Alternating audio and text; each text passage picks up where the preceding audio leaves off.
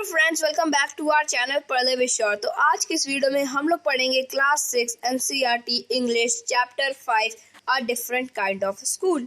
तो आज की इस वीडियो से हमारा जो क्लास 6 इंग्लिश का जो 5th चैप्टर है उसे हम लोग को स्टार्ट करना है। तो चलिए शुरू करते हैं। I had heard a great deal about Miss Beam's school, but not till last week did the chance come to visit it. तो यानी कि मैंने जो मिस्टर बीम का जो मिस बीम का जो स्कूल है उसके बारे में बहुत सुना है, लेकिन मुझे ये चांस नहीं मिल पा रहा कि मैं लास्ट वीक से उनके स्कूल में विजिट कर सकूं।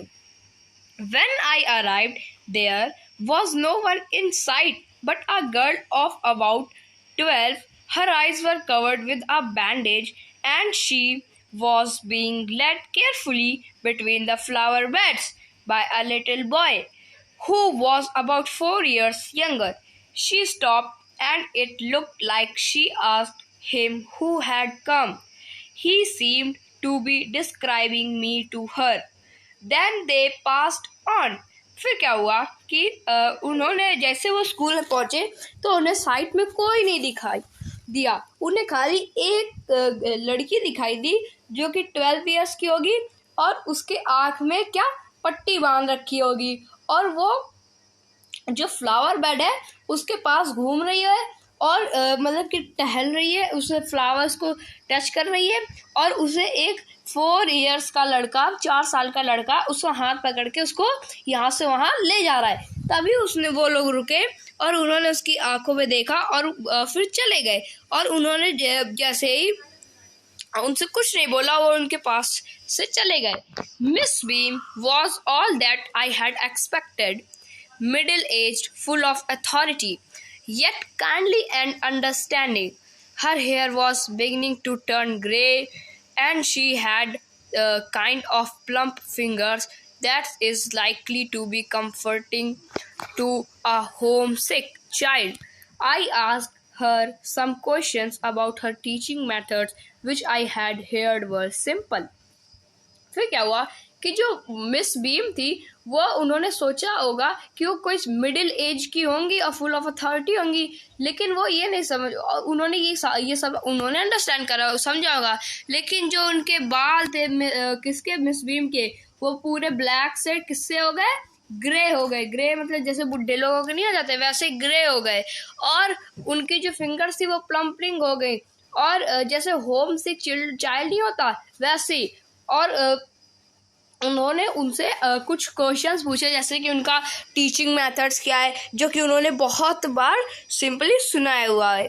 No more then is needed to help them to learn how do things simple, spelling, adding, subtracting, multiplying and writing. The rest is done by reading to them and by interesting talks during which they have to sit still and keep their hands quiet. There are practically no other lessons. यानी कि जब उन्होंने miss beam से पूछा कि आपके यहाँ क्या क्या चीज़ पढ़ाई जाती है, क्या कैसा मेथड है, तो उन्होंने सिंपली बता दिया कि जो हमारे यहाँ का मेथड है वो सब बिल्कुल सिंपल सा है। हम लोग क्या स्पेलिंग पढ़ाते हैं, एडिंग, सब्ट्रैक्टिंग, मल्टीप्लाइंग, राइटिंग करवाते हैं और बच्चे से रीडिंग करवाते हैं, और जो इंटरेस्टिंग टॉक्स होती है उन्हें भी करवाते हैं चैप्टर के बीच बीच में ही। और यही कुछ प्रैक्टिकली नो अदर लेसन्स, और कुछ अलग लेसन्स नहीं थे, बस खाली यही सब था जो हर स्कूल में पढ़ाया जाता है। The real aim of this school is not so much to teach thought as to teach thoughtfulness, kindness to others, and being responsible citizens. Look out of the window a minute will you. यानी कि फिर जो mister beam थी miss beam थी उन्होंने कहा हमारे school का ये एम नहीं है कि बच्चों को खूब सारा पढ़ा दो और उन्हें थॉटफुलनेस बना दो। हमारा एम है उनको काइंडनेस बनानी है दूसरे लोगों के लिए, यानी कि जो दूसरे सिटीजन्स हैं उनके लिए उनका व्यवहार अच्छा हो, उनके लिए उनका व्यवहार काफ़ी अच्छा हो। और और फिर उन्होंने कहा कि थोड़ी देर बाद आप विंडो के बाहर देखिए, क्या आप देखेंगे कुछ। तो फिर क्या हुआ, I went to the window which overlooked a large garden on a playground at the back What do you see? Miss Beam asked. यानी कि मिस बीम ने कहा उन्हें कि ज़रा आप विंडो के बाहर देखिए। तो जो मैम गए थे मिस बीम के स्कूल ऑब्जर्व करने, वो गए और उन्होंने जैसे ही देखा विंडो के बाहर, तो वहाँ पे एक लार्ज गार्डन था प्लेग्राउंड के पीछे। और तभी मिस बीम ने बोला कि आपने क्या देखा? मिस बीम ने पूछा I see some beautiful grounds, I said, and a lot of jolly childrens. It pains me to see that they are not also healthy and active looking. When I came in, I saw a poor little girl being led about. She has some trouble with her eyes. Now I can see two more with the same difficulty. And there's a girl with a crutch watching to the others at play. She seems to be a hopeless cripple. यहाँ पर फिर क्या होता है कि जब miss Beam ने पूछा कि आपने क्या देखा, तो उन्होंने बताया मैंने एक ब्यूटीफुल ग्राउंड देखा, कुछ बच्चे देखे जो कि जॉली चिल्ड्रन जो कि खेल रहे हैं, और मुझे दुख ये है कि मैंने एक लड़की को भी देखा था। मतलब कि मुझे दुख ये है कि कुछ हेल्दी और एक्टिव बच्चे मुझे मतलब कि वो हेल्दी बच्चे एक्टिव भी दिखाई दे रहे हैं। लेकिन जब मैं स्कूल आया था तो मैंने एक पुअर लड़की को देखा। वो क्या, उसकी आंखों में कोई प्रॉब्लम थी, उसने आंखों में पट्टी बांध रखी थी और वो इधर उधर टहल रही थी। फिर उन्होंने विंडो के बाहर ही और भी कुछ ऐसे डिफ़िकल्टी देखी, किसी two more with the same, यानी कि दो लोगों के साथ बिल्कुल ऐसे ही कि वो लोग भी आंखों में पट्टी बांध करके घूम रहे हैं। और कुछ गर्ल्स को देखी जो क्रच वॉचिंग, मतलब कि जो girls with a crutch watching to the other play, यानी कि गर्ल्स दूसरों को देख रही थी, कुछ गर्ल्स दूसरे बच्चों को देख रही थी गेम खेलते हुए। She seems to be hopeless cripple, और वो लोग एक होपलेस क्रिपल की तरह दिख रही थी। होपलेस मतलब कि अनफॉर्चुनेट, विदाउट होप। उनको कोई होप ही नहीं थी कि मैं खेल पाऊंगी कि नहीं खेल पाऊंगी। Miss beam laughed. Oh no, she said. She is not really lame. This is only her lame day. The others are not blind either. It is only their blind day. I must have looked very surprised for a laugh again. तो यानी miss Beam ने बोला, अरे अरे अरे आप दुख क्यों हो रहे हैं, अरे सब। और वो हंसने लगे, कहने लगी, अरे वो जो आपको अंधी दिख रही थी, वो लड़की जिसने आँख में पट्टी बांध रखी थी, वो कोई ब्लाइंड नहीं, अंधी नहीं है। वो आज उसका ब्लाइंड डे है, यानी कि आज उसको अंधा बनना था। और दूसरा जो लड़का है वो जो लेम हो रहा है, वो लेम नहीं है, उसका आज लेम डे है। और फिर वो लाफ करने लगी, हंसने लगी। This is a very important part of our system to make our children appreciate and understand misfortune. We make them share in misfortune too. Each time, every child has one blind day, one lame day, one deaf day, one injured day, and one dumb day. During the blind day, their eyes were bandaged absolutely, and they are on their honor to a peep. The bandage is put on overnight so that wake blind. This means that they need help with everything. Other children are given the duty of helping them and leading them about. They all learn so much this way. Both the blind and the helpers. यानी कि फिर क्या होता है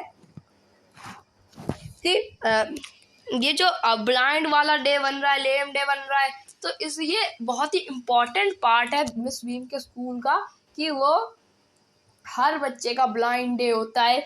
मतलब कि कुछ day है, जैसे कि हर ब्लाइंड डे आता है उनके स्कूल में, फिर लेम डे, फिर डीफ डे, फिर डम डे और इंजर्ड डे, ऐसे बहुत सारे डे आते हैं जो कि जिसकी वजह से क्या होता है कि जो चिल्ड्रंस हैं उनको ये समझ में आता है कि जो दूसरे लोग इस प्रॉब्लम से गुजर रहे हैं उनकी हेल्प उन्हें ज़रूर करनी चाहिए। यानी जैसे ये जो डे इतने सारे डे बन रहे हैं, ये बहुत ही इम्पोर्टेंट पार्ट है इनके सिस्टम का कि जो चिल्ड्रंस है उनको अप्रिशिएट कर सके और वो दूसरों के साथ मिसफॉर्च्यून ना कर सके।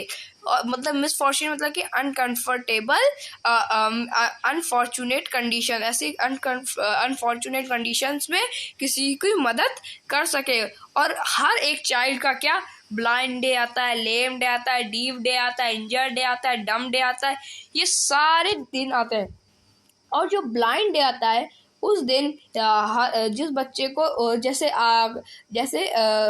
मेरा कल ब्लाइंड डे है तो आज रात को ही मेरे आंखों में पट्टी बांध दी जाएगी और सुबह जब मैं उठूंगा तो पूरा अंधेरा अंधेरा रहेगा। तो ये होता है ब्लाइंड डे। तो ऐसे सारे बच्चों करते हैं ताकि ये सारे बच्चे दूसरे बच्चों की हेल्प कर सके या दूसरे लोगों की हेल्प कर सके जो कि ब्लाइंड है, एक्चुअली रियल लाइफ में भी वो जो ब्लाइंड है। There is no mystery about is, Miss Beam continued. Everyone is kind and it is really something of a game before the day is over. Though even the most thoughtful child realize what misfortune is. यानी कि यहाँ पे कोई mystery नहीं थी। Miss beam के school की वहाँ सब कंटिन्यू होने लगा। फिर क्या कि एवरीवन जो हर बच्चा दूसरों के लिए काइंड हो, उनके लिए अच्छा हो। और ये एक दिन के बाद कोई दूसरा फिर ब्लाइंड बना, कोई दूसरा फिर वो लड़की इंजर्ड बनी। ऐसे बहुत सारे थॉटलेस चीज़ें वहाँ पे चाइल्ड को रियलाइज कराई जाती है। The blind day is of course really the worst but some of the children tell me that the dumb day is the most difficult. We cannot bandage the children's mouths, so they really have to exercise their willpower.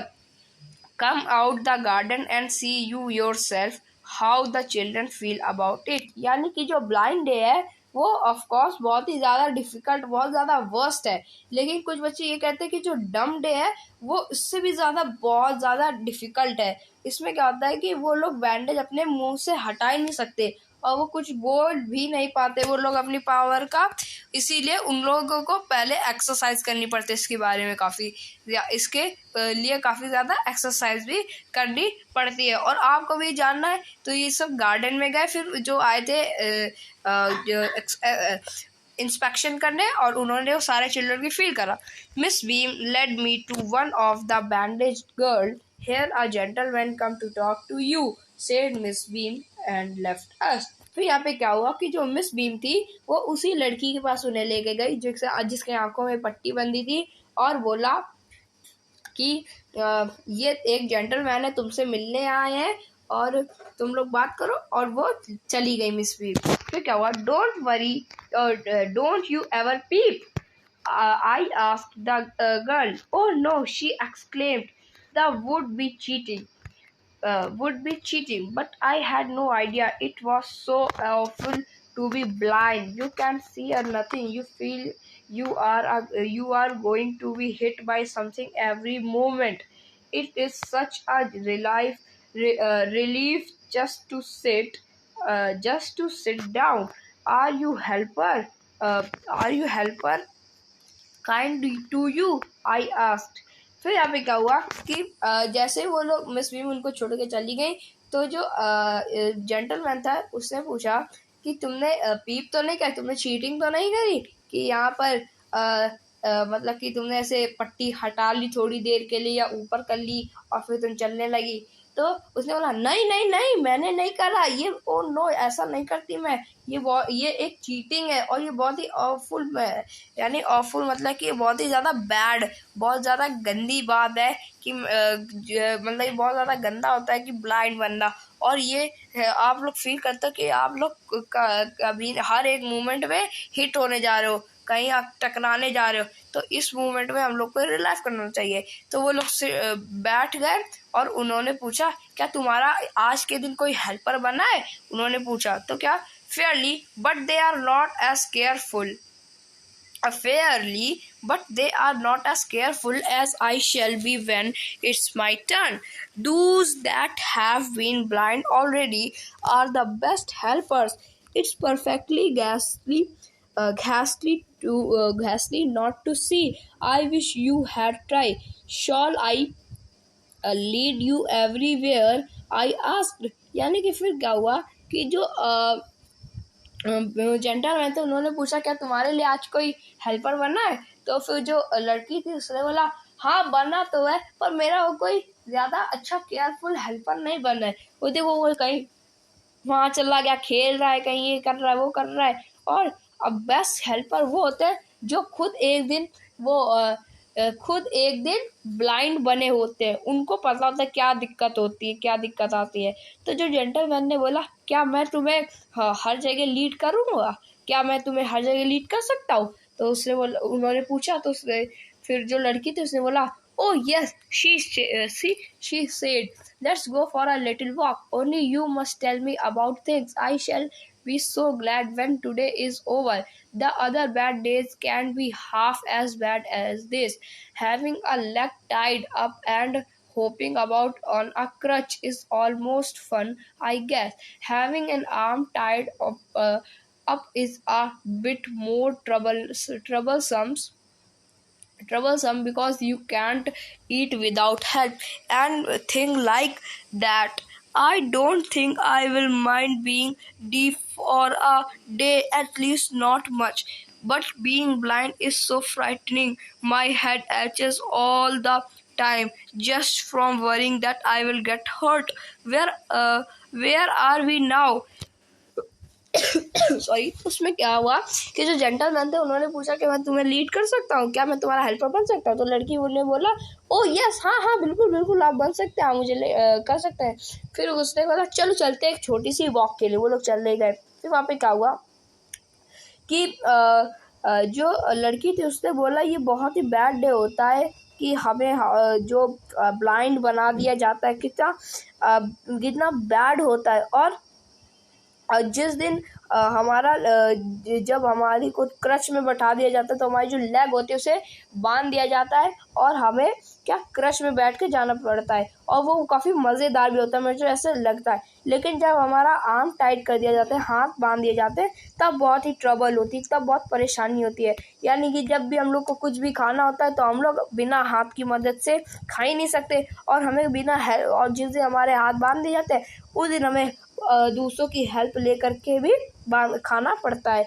और जो blind है ये तो बहुत ही ज़्यादा मुझे डराता है। क्योंकि इस टाइम अंधेरा ही अंधेरा हो जाता है और मुझे कुछ पता नहीं चलता है कि कितने समय में हर्ट हो सकती हूँ। आई विल गेट हर्ट, यानी कितने टाइम मुझे चोट लग सकती है। फिर लड़की पूछती है वैसे अब हम कहाँ पर हैं, अभी हम हैं कहाँ पर। फिर कहता है in the playground I said we were walking towards the house Miss Beam towards the house. Miss Beam is walking up and down the garden with a tall girl. What is the girl wearing? My little friend asked. A blue cotton skirt and a pink blouse. I think it's Millie, she said. What color is her hair? Very light, I said. Yes, that's Millie. She's the head girl. There's an old man tying up roses, I said. Yes, that's Peter. He is the gardener. He is 100 years old. And here comes a girl with curly red hairs. She's on crutches. That's Anita. She said. यानी फिर क्या हुआ कि वहाँ पर कुछ लोग आए। यानी कि वो लोग जब चल रहे थे, जब वो लोग प्ले ग्राउंड में पहुँचे तो उन्होंने बोला कि हम लोग हैं कहाँ वैसे। तो उसने बोला हम लोग प्ले ग्राउंड में है। और उन्होंने बोला कि वहाँ पे जो जेंटलमैन थे उन्होंने बोला कि एक लड़की, मतलब कि एक लोग मिस बीम एक लड़की के साथ, एक लंबी लड़की के साथ क्या वो घूम रहे हैं, मतलब कि टहल रही हैं। तो फिर तो जो लड़की थी उसने बोला उसने बोला कि उस लड़की ने कपड़े क्या पहन रखे। तो जो जेंटलमैन थे उन्होंने बताया कि एक पिंक ब्लाउज पहन रखा है और एक ग्रे स्कर्ट पहन रखी है।